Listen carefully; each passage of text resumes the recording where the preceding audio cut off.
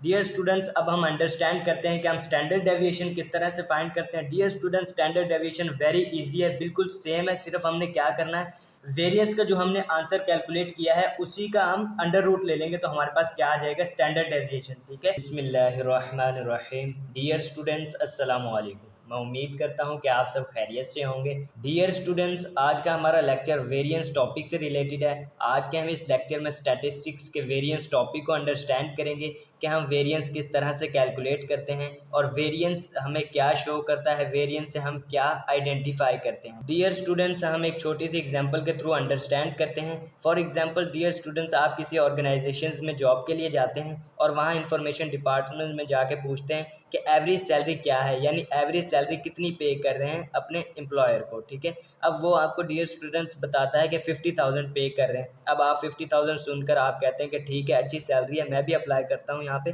ठीक है, मैं भी यहाँ पे जॉब कर लूँगा। डियर स्टूडेंट्स, लेकिन याद रहे कि एवरेज वैल्यू इनफ नहीं है इन्फॉर्मेशन के लिए। ठीक है, यानी काफ़ी नहीं है एवरेज वैल्यू। ठीक है, अब फॉर एग्जांपल वहाँ पे सबसे ज़्यादा सैलरी जो ले रहा हो उसकी हो 1 लाख, और जो सबसे कम बेचारा ले रहा हो उसकी हो 20,000, 25,000, और आपकी भी ऐसे ही 25,000 से ही वो स्टार्ट कर दें, तो आप कहेंगे कि एवरेज वैल्यू तो 50,000 थी, तो मैंने वही सोच कर यहाँ पे अप्लाई किया।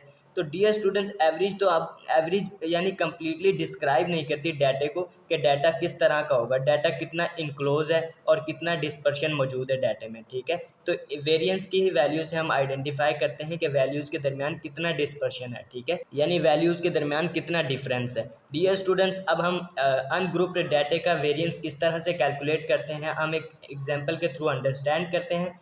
एग्जाम्पल क्या है, जैसे कि हमें क्वेश्चन गिवन है, find the value of variance for the following data for ungroup data. ठीक है, अब एक्स वैल्यूज़ हमें गिवन है, यानी क्वेश्चन हमें गिवन है, क्या वैल्यूज़ गिवन है, 5, 8, 6, 12, 10, 15, 18 एंड 14। ठीक है, और कैलकुलेट हमें क्या करना है, रिक्वायर्ड क्या है, calculate the value of variance. ठीक है, डियर स्टूडेंट्स, अब हम अंडरस्टैंड करते हैं कि हम इस डाटे के लिए वेरिएंस की वैल्यू किस तरह से कैलकुलेट करेंगे। First of all dear students, हम वेरिएंस के फॉर्मूले को अंडरस्टैंड करते हैं कि हमें कैलकुलेशन, वेरिएंस की कैलकुलेशन के लिए कौन कौन से कॉलम्स रिक्वायर्ड है, किन किन कॉलम्स का टोटल हमें रिक्वायर्ड है। ठीक है, ठीक है, एस के ऊपर स्केयर लगाओ, ये किसका सिंबल है, वेरिएंस का। ठीक है, वेरिएंस वैल्यू का सिंबल क्या है, एस स्केयर। ठीक है, डियर स्टूडेंट्स, अब फार्मूला क्या है। डियर स्टूडेंट्स, वेरिएंस कैलकुलेट करने के कई फार्मूलाज हैं, मैं आपको लेक्चर के एंड पर शेयर कर दूंगा आपके साथ। इस फार्मूले की मदद से वेरिएंस कैलकुलेट करते हैं। डियर स्टूडेंट्स, ये वेरी इजी भी है, यहाँ पर हमें सिर्फ एक ही कॉलम जनरेट करना पड़ता है। ठीक है, एक्स स्केयर का मोस्टली यही यूज करते हैं वेरिएंस कैलकुलेट करने के दौरान। ठीक है,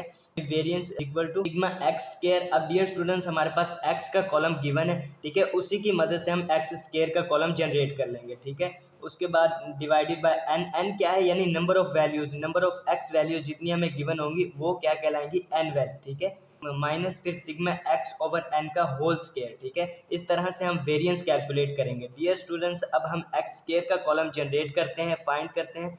एक्स कॉलम की मदद से ही हम एक्स स्केयर का कॉलम जनरेट करेंगे। डियर स्टूडेंट्स, यानी हर वैल्यू का हम हर एक्स वैल्यू का हम स्केयर ले लेंगे। ठीक है, यानी 5 का स्केयर लेंगे तो क्या वैल्यू है, 25। इसी तरह 8 का स्केयर लेंगे तो 64 आ जाएगा। ठीक है, इसी तरह 6 का स्केयर लेंगे तो 36 आ जाएगा, और हम यहाँ पे 18 का स्केयर लेंगे तो क्या हमारे पास आंसर आता है, 324। ठीक है, इसी तरह 14 का स्केयर लेंगे तो क्या आंसर आता है, 196। ठीक है, डियर स्टूडेंट्स, अब हम इस कॉलम का टोटल कैलकुलेट कर लेंगे, यानी इन तमाम वैल्यूज को आपस में ऐड कर देंगे तो हमारे पास वैल्यू क्या आती है, 1014। सिग्मा क्या शो करता है, यानी टोटल को शो करता है। तो सिग्मा एक्स स्केयर यानी एक्स स्केयर कॉलम का टोटल है हमारे पास क्या, 1014। ठीक है, और डियर स्टूडेंट्स, यहाँ पे सिग्मा एक्स यानी सिग्मा एक्स जो कि हमें फॉर्मूले में ये भी वैल्यू गिवन है सिग्मा एक्स की, तो सिग्मा एक्स क्या है हमारे पास, इन तमाम वैल्यूज को आपस में टोटल कर देंगे तो सिग्मा एक्स आ जाएगा जो कि 88 आता है हमारे पास। ठीक है, डियर स्टूडेंट्स, अब इन्हीं वैल्यूज का हम पुट कर देंगे फॉर्मूले के अंदर। डियर स्टूडेंट्स, यहाँ पे एन क्या है, जैसे कि हमें 8 वैल्यूज गिवन है, 1 2 3 4 5 6 7 8, तो एन हमारे पास क्या है, 8 है। डियर स्टूडेंट्स, अब इन तमाम वैल्यूज को हम फॉर्मूले में पुट कर देंगे, यानी एक्स स्केयर जो कि वेरिएंस का सिंबल है, सिग्मा एक्स स्केयर की जगह हम वैल्यू लिख देंगे 1014। ठीक है, और dear student divided by n. N क्या है हमारे पास, 8 है, माइनस उसके बाद सिग्मा एक्स क्या है डियर स्टूडेंट्स, 88 आ जाएगा यहाँ पे, डिवाइडेड बाय n क्या है 8 है, 8 लिख देंगे का होल स्केयर, ठीक है, इसका होल स्केयर ले लेंगे, ठीक है। डियर स्टूडेंट्स, जैसा कि हमने तमाम वैल्यूज को फॉर्मूले में स्टूडेंट्स अब इसको मजीद सॉल्व किस तरह से करेंगे। डियर स्टूडेंट्स, अब इसको हम सॉल्व करेंगे मजीद, यानी 1014 डिवाइडेड बाय 8, तो हमारे पास क्या आंसर आता है 126.75, ठीक है, ये हमारे पास आंसर आता है। उसके बाद माइनस, और इस वैल्यू का हम पहले डियर स्टूडेंट्स हम ब्रैकेट के अंदर वाली वैल्यू को सॉल्व करेंगे, यानी 88 डिवाइडेड बाय 8, तो हमारे पास 11 आता है, ठीक है, उसका हम स्केयर ले लेंगे फिर, ठीक है।